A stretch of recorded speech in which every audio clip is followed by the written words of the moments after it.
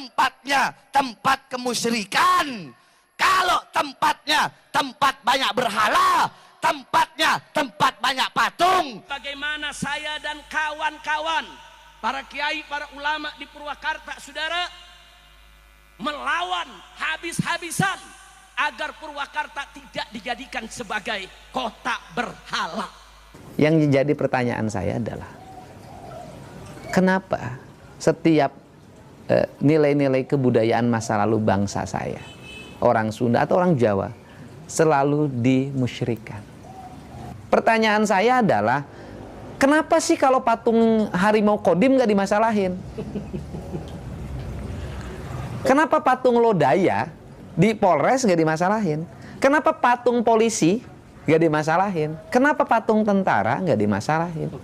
Sepertinya memang. Nah di Jakarta patungnya lebih gede, patung Sudirman. Nah persoalannya kenapa sih patung yang gede di Jakarta yang dimasalahin, yang di Purwakarta yang kecil-kecil?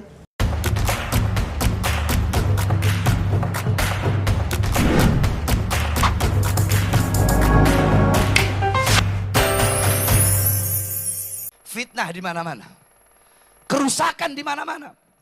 Maka satu-satunya benteng bagi NKRI, baik masa sekarang atau di masa yang akan datang, benteng NKRI adalah para santri, saudara-saudara. Nah, santri-santri di daerah-daerah, santri-santri di tempat-tempat, itu tergantung tempatnya. Santri-santri itu tergantung tempatnya. Kalau tempatnya tempat kemusyrikan, kalau tempatnya tempat banyak berhala, tempatnya tempat banyak patung, kotanya kota kemusyrikan, kota maksiat, maka sedikit daripada santri-santri itu yang akan mendapatkan manfaat dan barokah daripada ilmu, saudara-saudara. Jangan harap Purwakarta bisa menjadi kota santri selama masih banyak kemusyrikan di kota Purwakarta, saudara-saudara. Jangan harap. Jangan harap, potong lidah saya. Mungkin kalau Ustadz saya jawaban nggak berani untuk nyebut nama. Kalau saya sebut Deddy Mulyadi, saudara-saudara.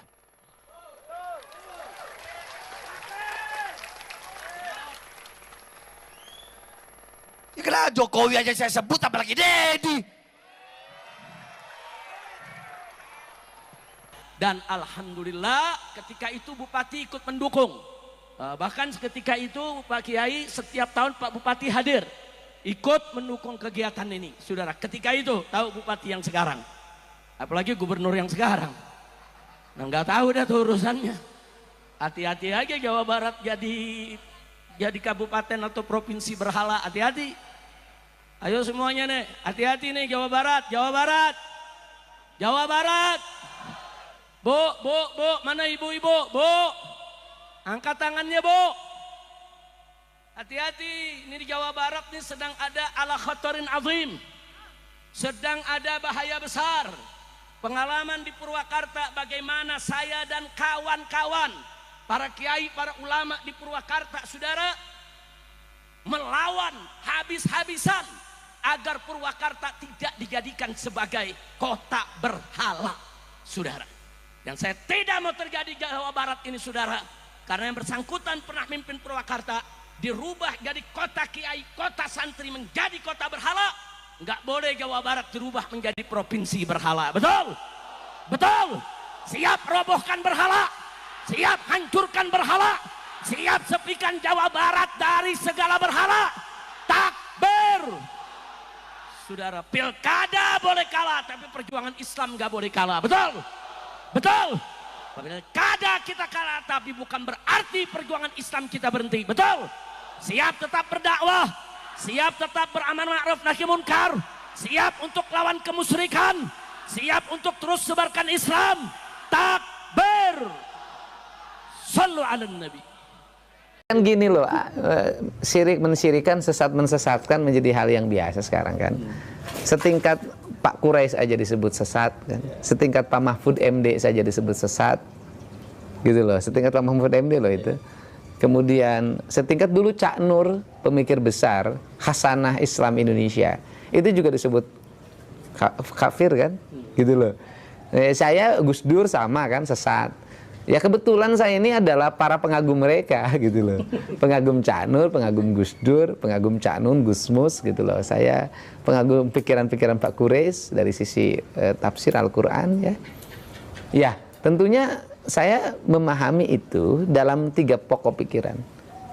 Keislaman, kemodernan, dan keindonesiaan. Nah, bicara keindonesiaan, saya ke Sundaan. Nah, ketika ke Sundaan, pasti kan masuk dalam ruang lingkup kebudayaan pada masa lalu. Yang jadi pertanyaan saya adalah, kenapa setiap nilai-nilai kebudayaan masa lalu bangsa saya, orang Sunda atau orang Jawa, selalu dimusyrikan, selalu dibikin identitas bertentangan dengan agama? Letak bertentangannya di mana? Itu yang menjadi pertanyaan saya. Tetapi ajaran kebudayaan yang dibawa dari Timur Tengah itu kan juga banyak yang bukan dilahirkan pada zaman Nabi. Sebelum Nabi sudah ada. Nah, misalnya Pak Said Agil pernah menyampaikan dalam ceramahnya, masjid itu pakai menara. Menara itu dari munara. Munara itu adalah tempat penyimpanan api, yaitu orang-orang Majusi waktu itu menyembah api yang disimpan di menara, Kemudian menara itu menjadi khasanah masjid yang dipakai di kita semua. Kenapa sih itu boleh dipakai jadi masjid? Kenapa yang di kita nggak boleh? Nah, ini yang menjadi pertanyaan kita gitu loh. Bagi saya nilai-nilai masa lalu itu penuh kearifan. Misalnya orang Sunda, silih asa, silih asi, silih asu, apa sih tidak arifnya? Ada kereta kencana, kemudian dikasih dikasih ratus ya, dikasih bunga, apa bedanya dengan bendera yang dihormat? Kan sama, diarak setahun sekali, orang nonton foto-foto, apa bedanya dengan bendera yang dihormat? Kan sama aja. Apa benderanya sih dengan bendera ormas, bendera partai? Kan sama gitu loh. Itu kan simbolisasi saja. Ya, kalau itu nggak boleh, bendera ormas juga jangan dibela-bela dong. Kan ketika nama ormasnya dilecehkan orang lain kan ngamuk. Kan ketika nama partainya dilecehkan orang lain kan orang ngamuk juga. Kan artinya bahwa samalah semuanya juga masih menghormati simbolisasi gitu loh. Cuman beda. Ya cuman beda. Nah, itu problemnya apa? Misalnya kain pohon dikasih kain, terus problemnya apa? Katanya itu baik dianggap ingin menghidupkan agama Hindu. Nah, pertanyaan saya, ada nggak di India pohon dikasih kain? Nggak ada. Itu khas Bali aja. Bukan khas Hindu loh, khas Bali. Bali itu khasnya budaya Nusantara. Nah, kemudian menjadi pertanyaan saya, lu masalahnya apa? Bagus mana pohon dikasih kain dengan pohon dikasih paku? Dikasih paku, kasih iklan, ditulisan di situ. Misalnya hubungi 08 sekian gitu kan ya, untuk sedot tinja. Oke. Bagus mana dengan pohon dikasih kain? Nah, yang dimasalahin kan kain kotak-kotak warna hitam. Nah, kain kotak-kotak warna hitam itu kan bukan barang baru di kita. Semar itu dalam golek, wayang golek itu pasti kainnya kotak-kotak hitam. Hanoman itu kan kotak-kotak, karena orang Indonesia itu mengenal 2 warna hitam putih. Kan sama dengan di Mekah. Mekah juga kan hitam, kenapa nggak pink? Kan artinya warna hitam memiliki makna filosofi. Warna putih memiliki warna filosofi. Nah, kemudian kotak-kotak. Nah, kalau kotak-kotak juga nggak boleh, papan catur juga nggak boleh. Oke, Kang, apa pertimbangannya membungkus pohon? Estetika, agar pohon itu nggak ditempelin paku. Dirusak. Kenapa dikasih kain kotak? Karena eksentrik. Karena dikasih kain pink nggak pantas. Nah, yang disebut menistakan itu apa? Orang menistakan agama itu, orang miskin lapar, nggak dikasih makan. Orang kayanya tertawa terbahak-bahak, itu menistakan agama. Anak-anak yatim dibiarkan terlantar. Orang-orang sakit dibiarkan tanpa pengobatan. Itu menistakan agama. Itu kan orang pemahaman Sunda Wiwitan mereka pahami sebagai agama. Saya Sunda Wiwitan saya pahami sebagai ajaran Sunda Wiwitan. Wiwitan itu asal, awal. Ya Sunda Wiwitan Sunda yang mengajarkan tentang awal manusia penciptaannya, kecintaan terhadap lingkungan, kecintaan terhadap bersama, tidak boleh berbuat berlebihan, silih asa, silih asi, silih asu. Lebih ke filosofis. Filosofis dan nilai-nilai ajaran. Terus apa salahnya? Bukan sebagai bagian dari agama yang terlembaga. Nah, pertanyaannya saya adalah dari sistem ajaran nilai yang diajarkan tentang ketuhanan, kemanusiaan, lingkungan, apa yang salah? Terus tunjukin di 1000 patung itu di mana? Katakan bilang seperti itu. Loh enggak, mereka salah pemahaman. Di Purwakarta itu patung itu bukan barang baru. Purwakarta itu punya industri keramik pleret, ya kan? Membikin celengan dari tanah liat, celengan semar, terkenalah celengan Paleret. Jadi itu asli Purwakarta.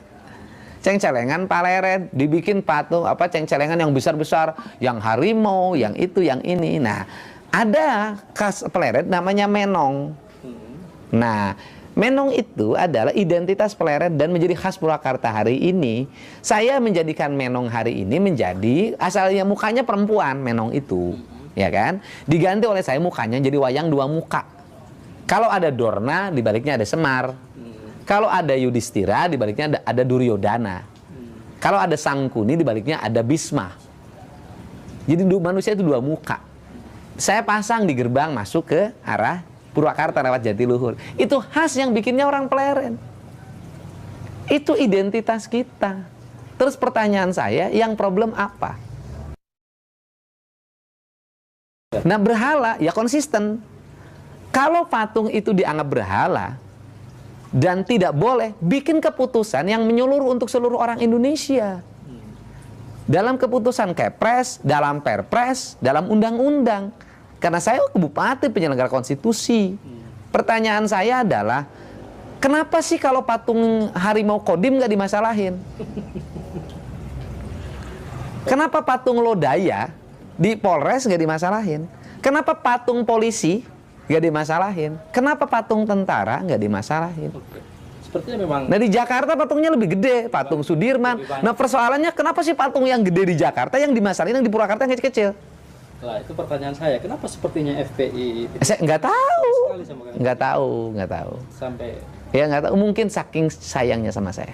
Gogorowo kan maneh ngaku beragama, agama maneh bohong. Aro'aital ladzi yukadzibu bidin, padzalikal ladzi yad'ul yatim wala yahudu ala tu'amil miskin. Bohong siap beragama, ngantep jelema miskin, ninggalkeun barudak yatim. Bohong siap maneh nyebut la ilaha illallah, tapi maneh teu mirosea ka jalma-jalma anu buta. Anjeun boga martabat, teu meunang nyembah-nyembah ka bangsa lian sia. Namun anjen nyembah-nyembah ka bangsa lian, jati kasih dikucunti, letik leungit ciri ilang cara nu aya ugur bugangna, siang ngaula ka bangsa deungeun, jadi kekeset bangsa deungeun. Kemudian orang lain datang dari negara lain ke sini, tiap hari membanggakan leluhurnya, tiap hari bercerita keunggulan leluhurnya, tiap hari kita harus mendengarkan riwayat-riwayat leluhurnya.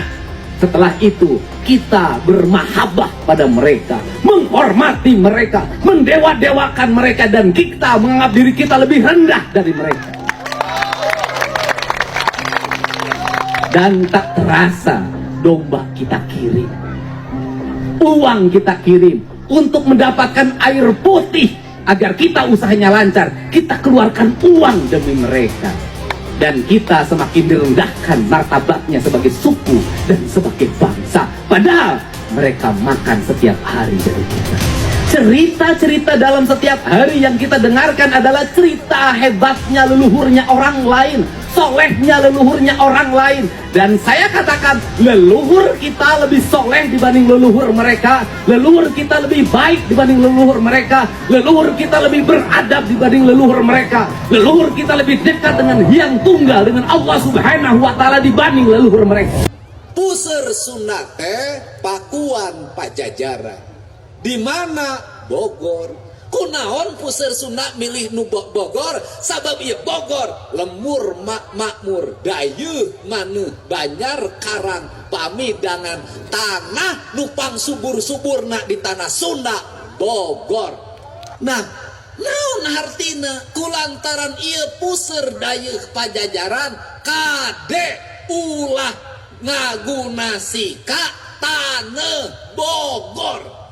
Aing nyarita ya, kade ulah ngaguna sika ngaruruksa ngarurujit ngancurkeun taneuh Bogor sia kaluhur teu sirungan kahanap teu akaran sia yen anjeun kudu boga harga diri sing percaya anjeun turunan Pajajaran turunan Siliwangi anjeun boga martabat teu meunang nyembah-nyembah ka bangsalian sia.